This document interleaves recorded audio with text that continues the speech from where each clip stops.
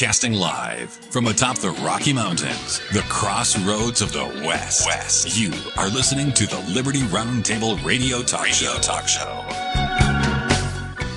President Donald J. Trump mocks the communists, declared to be the greatest communist ever, highlights how it's all a giveaway, big old psychotic lie, and how it destroys countries. He was on the international stage, quadrupling down on this point. Good for the president, good for him telling the world the truth, and we the people better pay attention. I'm telling you that right now. Glenn Beck in the news, folks.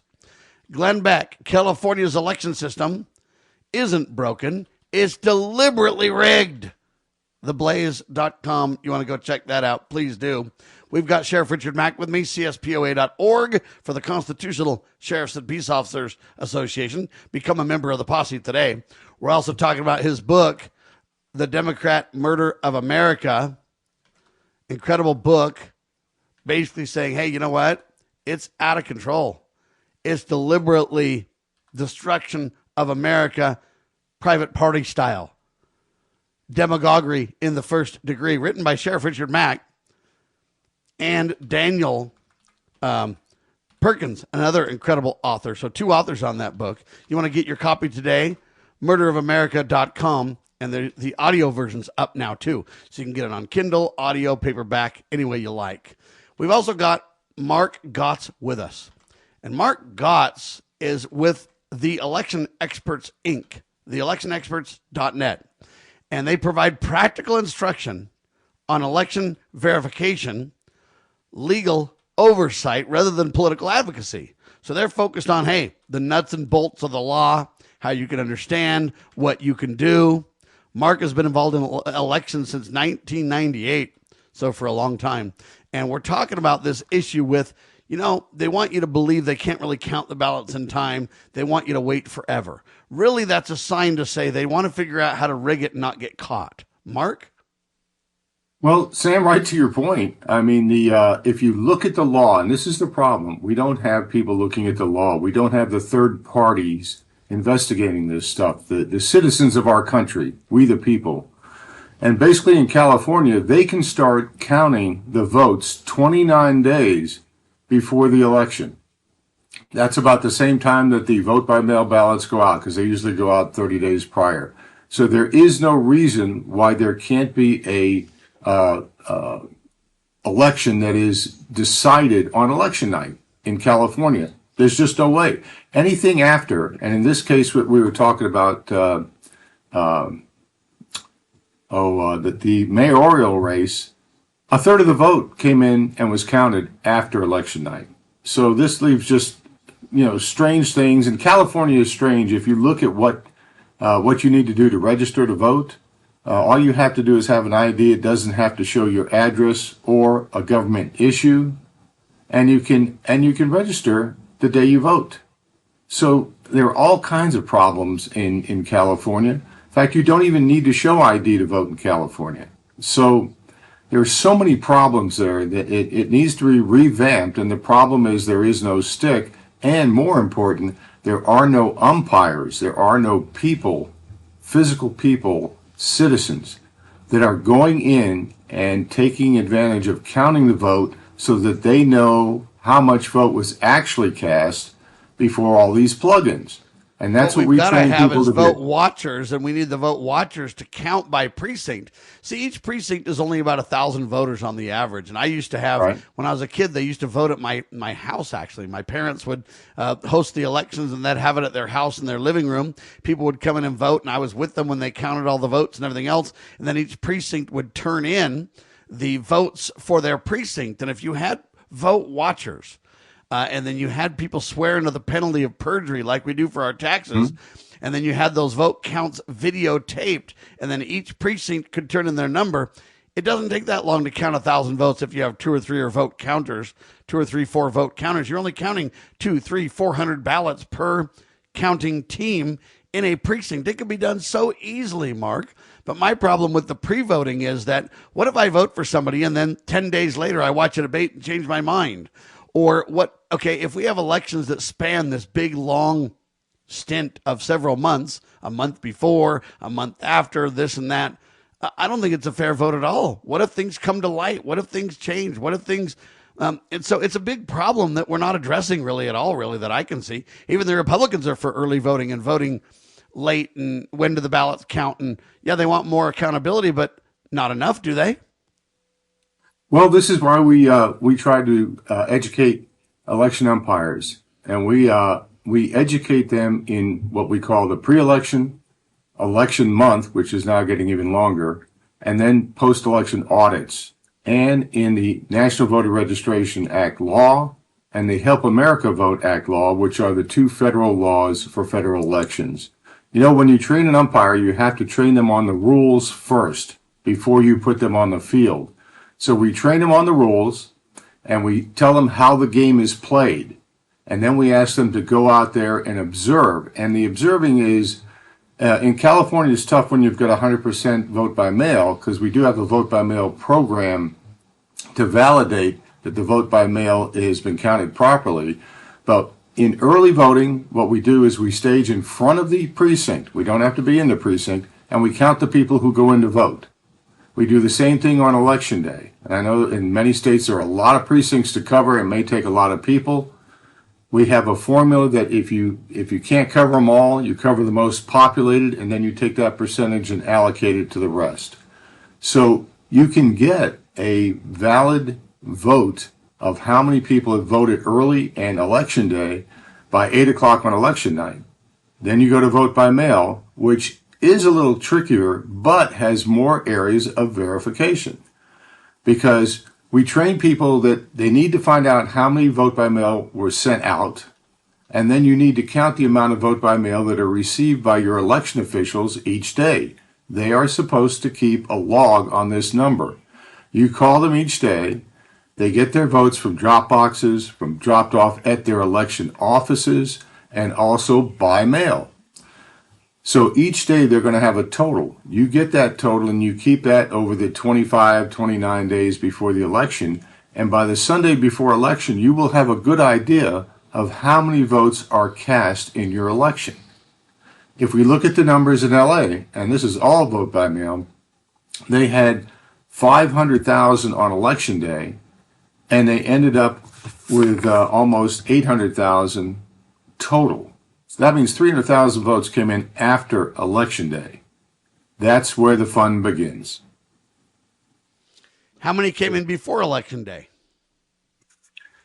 The total vote count on that election, let me get my notes here real quick again, was 520,000 votes had been cast by Election Day, by election night. That was the original one that had Pratt up by 33,000 votes over the third place person. And then there was an additional 280,000 votes that came in. And strangely enough, the person in third place got 44% of those votes, which is more than the mayor guy. So, it becomes so obvious that if nobody's going to look at it, they'll just play whatever game they need to get the person they want elected. And that's not the way our republic was designed. So, Sheriff Mack, it's not an election, it's a selection. That's what's really happening. Glenn Beck nailed it, and Mark's validating it. We need to dig in and get the truth, but will Bianco and company, or will anybody investigate this, do you think, Sheriff? I'm going to email Bianco and ask him, but this really is something, because it really appears, and I think you alluded to this, Mark, that they're waiting to see how the legitimate numbers turn out so they can determine how bad they have to cheat on the mail-in ballots that are sitting there waiting to be counted. Isn't that pretty much correct? That's right on target, Sheriff. Okay, it's like winning an auction. It's like winning an auction and going in to buy what you auction, and they say, no, we sold it to somebody for more money. It's just, they're playing a game. And if somebody isn't looking at them playing this game, then they're going to continue to play it. My biggest analogy real quick is I drive the highways of Florida. And basically, I'm a little heavy on my foot, and I'll go over the speed limit a little bit. But I don't get in the fast lane because people are going by me at 90 to 100 miles an hour. But it is amazing if there is a highway patrolman that you can see out a mile and a half down that's in the cross section, by the time we all get to him, we're all going 70. Ah, yes. So light does a lot to clean up the problems, and if your election officials do not allow you to shine that light on what they're doing, they have a problem. Jeremiah, go ahead and skip the break. This is just too good. That brings us to your book, Mark. TheElectionExperts.net is where you can find the book. But this book is really a how-to book, educating people on what to do, how to do it, how to investigate, how to make sure that they know what they're talking about. I mean, it's really a primer, isn't it? Well, what we do and what we try to cover is we try to get out what we've been talking about for a decade. And so wrote the book. It covers the 4 columns of what we look at, which is pre-election, how to clean up your voter rolls, election month, how to validate your vote and inspect it, and then the audit vote that we talked about. The biggest thing you need to audit is the vote by mail. So we spend a lot of time on vote by mail. And then we give you the National Voter Registration Act, and we highlight in our Zoom calls, which are Monday, Wednesday, and Friday, we highlight there what the main things are that you need to look at in the particular areas. So we teach you the law, the sections of law that are apropos in today's world, and how to look at things. And then it's up to the people, the citizens of this country, because no elected official can do this. No person who works in government can do this. This is specifically something that the people of the United States need to step up and do their civic duty of not only voting, but inspecting to make sure that their vote is counted accurately. And the name of the book is it's a how-to book, how to inspect, validate, audit, and enforce federal elections. It's on Amazon. You can go to Mark Gotz to find it, and get on our Zoom calls are all free, obviously, and the book is a few dollars, so we can afford to continue this. But that's what we do. We need people who understand the laws and understand elections to be that third party that goes in, and specifically like in LA, you need to be able to go in there and see the validation of the vote by mail ballots via the signature match. It's a very simple thing to do. We need to train people to do that. We need to get the access to that through our officials, and that's the way we clean up our elections. Sheriff Mack, final word to you on this one. Well, Mark, I don't know if you saw that part in the book, but we actually state that California is not the only one. We also mentioned New York, but maybe you can tell us how many others are just like California that don't require any identification. You don't have to prove who you are or prove you're a citizen. So, of course, all the illegal aliens are being allowed to vote. But literally, you could be here, and this is a quote from my book. You could literally be on vacation from Buenos Aires, Argentina, in New York or Los Angeles, walk into a polling place, tell them totally in Spanish that you want to vote in our election. They'll ask you for some sort of bogus identification, which you don't have to show at all in some places. Write down your registration and make up some address in Beverly Hills or wherever, doesn't matter, or right in downtown Manhattan, put a hotel, and you could literally vote right then and there, same day registration, vote right then and there, go home to Argentina and brag to La Prensa newspaper how you voted in America, and there's not a damn thing anybody could do about it, right? Oh, absolutely. I mean, I don't know why the people in Nevada don't go over to California to vote, to kind of spew the vote there. Your ID is only your country club ID or something that doesn't even have your address on, that you can use as an ID to register. And, in cleaning what we talk about in cleaning the voter rolls, there is in the law, National Voter Registration Act, a requirement that 90 days prior to a federal election, election officials are not allowed to clean their voter rolls. They have to maintain their voter rolls, yet you can register the same day. These are some of the fallacies that are in the process, because if you go to an election official now to try to clean the rolls, they're going to tell you, no, we're in the 90-day blackout period. We can't do anything with our rolls. But many states have inactive voter lists. And the inactive voter lists are basically lists of people who have moved. The National Change of Address has identified them and given them to election officials to say, hey, these guys have moved. Well, the election officials have a federal process to go in and contact those people via mail. Now, if they don't get anything back, it's obvious that they've changed their address.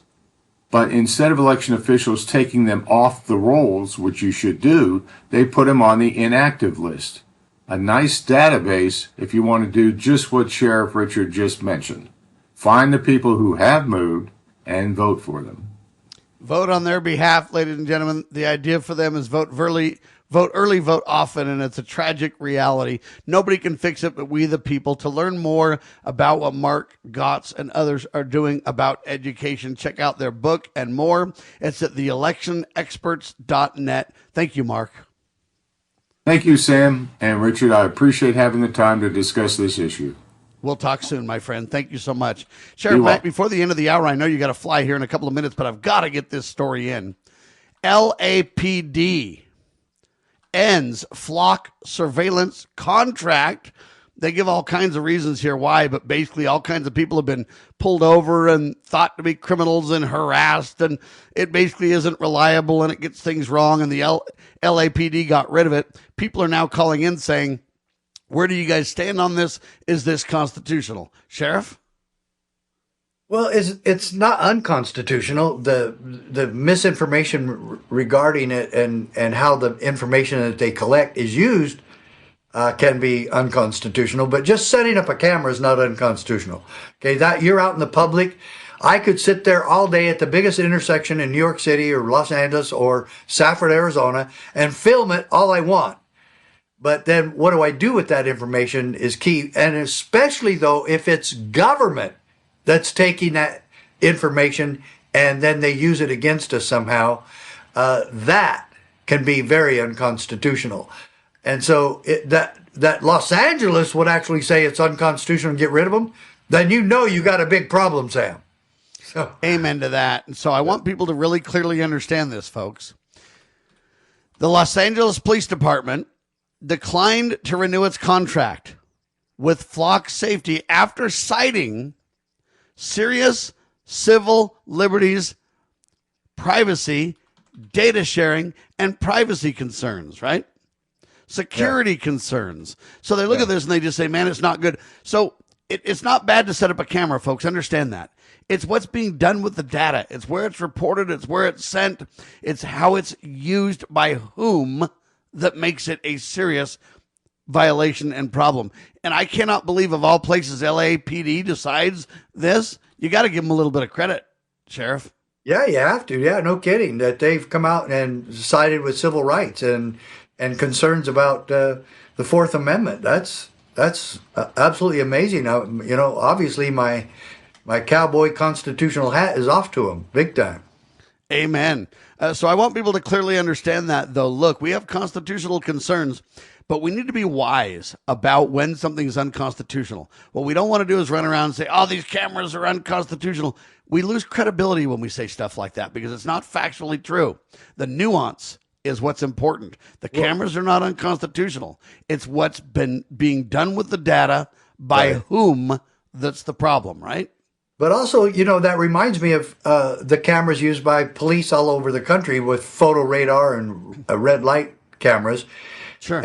And I believe it's bogus simply because you take out the human factor, that an officer actually sees what's going on instead of a camera where he looks at a picture and then says, and then that officer testifies in court against you. And he wasn't even there. And so you could say all sorts of other reasons why. I ran the red light because there was a skidding car in the rainstorm heading right for me, and I moved out of the way or I would have gotten in an accident. It doesn't show that. And how about I hurry up and sped up because I saw some kids beating up another kid in gang violence, and I was going over there to help him. You know, the camera doesn't see that. An officer would, and an officer would be right there next to you. And so That's why photo law enforcement, traffic enforcement cameras are bogus. And so if you're a witness, if you're a cop and you're a witness and you say, yeah, I saw this, but you really saw it on camera, how do you know the footage isn't manipulated? How do you know it's really real footage even? Yeah, I mean, somebody could have AI manipulated that and showed that you ran the light when you didn't, right? Right, yeah, exactly. And so the officer literally is testifying about how the camera is effective. And that makes he would require him to be an expert in that particular camera, how they're manufactured, how they are accurate, and they're not. And even if they were, it still violates one rule, and that is the court will ask you first as a witness, were you there? Because they do not allow any hearsay evidence. And so no, I was not there. Now you're relying on a camera. The camera told me. The camera told me you did this. You know, it's a serious problem, folks. So the nuances are the key to understanding the unconstitutionality. Sheriff, I know you got to fly. We'll talk soon. Thanks for having me, Sam. Now, do I need to leave my camera on just for? Nope, you're good. You can fly. Stuff? Thank you, sir. You're good. Okay. Yep. Thanks so much. Talk to you Love soon, everybody. my friend. Thank you. Thank you. You betcha. Sheriff Richard Mack, ladies and gentlemen, his book, The Democrat Murder of America, Demagoguery in the First Degree, a great book that really highlights the problems we're facing today. Daniel Perkins and Sheriff Richard Mack, murderofamerica.com. The audiobook's up, the Kindle version, the PDF version, the paperback version. Get your copy today. Trump declaring he'd be the greatest communist, really mocking communism, ladies and gentlemen. I got to give Trump credit for this. On the international stage, highlighting how bogus communism is. You'll be bankrupt in 12 months. Nobody will be treated honestly or fair. Moral law goes out the window. It's just, I mean, he did a great job highlighting the truth on this by mocking them. A shout out to Trump is only fair. We also talked to Mark Gotz, doing a great job. TheElectionExperts.net is their website. They're a Florida-based group providing practical instruction on election verification, legal oversight. I mean, and they do a great job, folks. They really do. Glenn Beck highlighting the point now. You're starting to get bigger and bigger people admitting that it was election fraud. Glenn Beck, California's election system isn't broken. It's deliberately rigged, he says over at the blaze.com. And the LAPD ends flock surveillance cameras. Yeah, they decline. They said, man, there's serious concerns. Civil liberties violations, privacy concerns, data sharing concerns, and security concerns. While an audit, believe it or not, found 161 false license plate alerts over only a 2-month period that led to innocent drivers being stopped by cops. They're saying this is unacceptable, and I couldn't agree with them more. But let's be clear, when we say it's unconstitutional, setting up the cameras is not unconstitutional. It's how the information is used and by whom. When government, for example, gets that information, it turns out the camera was erroneous. So same thing Sheriff Mack pointed out with speeding tickets or running a red light. How do you know the camera's information is not bogus? That it didn't get the wrong license plate, or that it didn't. Okay, we can go on and on. But folks, you've got to have human interaction. And cops can't be saying, oh, I saw it on the camera even though I wasn't there. That doesn't cut it. How do you know it wasn't AI manipulated? Or how do you know the camera wasn't wrong? Or how do you know the data wasn't manipulated? We can go on. Same thing with elections. That's why we weave these two topics together. What an incredible show. Thank you, Sheriff Mack. Thank you, Mark Gotz. I'm Sam Bushman. We're everywhere on your radio. We're on Rumble, YouTube, Truth Social, X. Spread the word, share the love, and God save our constitutional republic. There's a penalty for truth, but it's worth it when you try. Yeah, it's worth it when you try.